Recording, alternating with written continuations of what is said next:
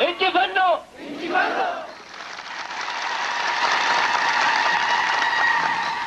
Uummanni Oromoo bara dhibbaa ol dabraniif biyya isaa irratti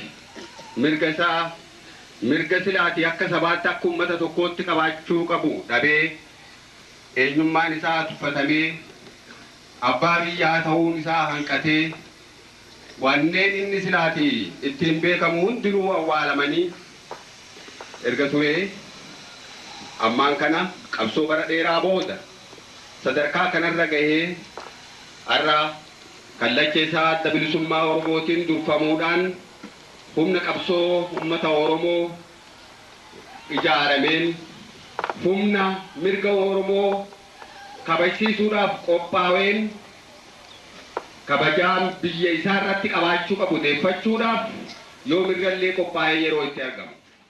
Dhaabbanni Hambannaa Global Network baga bara haaraa 2018 isin ga'e isinii jira. Dhaabbanni Hambannaa Global Network bara 2017 irraa gara bara 2018 nagayaan yommuu ce'u gammachuu guddaatu itti dhaga'ama. Bara haaraa kan sababeeffachuun Hambannaa Global Network waan isiniif qopheesse qaba. Amajjiin takka guyyaa yaadannoo wabooti.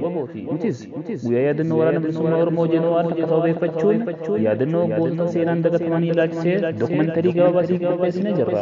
Dokumentariin kun kan agarsiifamu amajjii takka bara 2018 guyyaa wiixataa galgala keessaa sa'aatii 8 irratti. Iddoon isaas marsaa hawaasaa adda addaa irratti argachuu dandeessu. Guyyaa kana sababeeffachuunis sagantaan buusii maallaqaa ni gaggeeffama. Buusiin kunis kan barbaachiseef qabsaa'ota seenaan dagatan seenaa isaanii qorachuudhaaf kan oolu ta'uu isaati. Koree qorannoo seenaa Hambannaa Global Network bara 2018.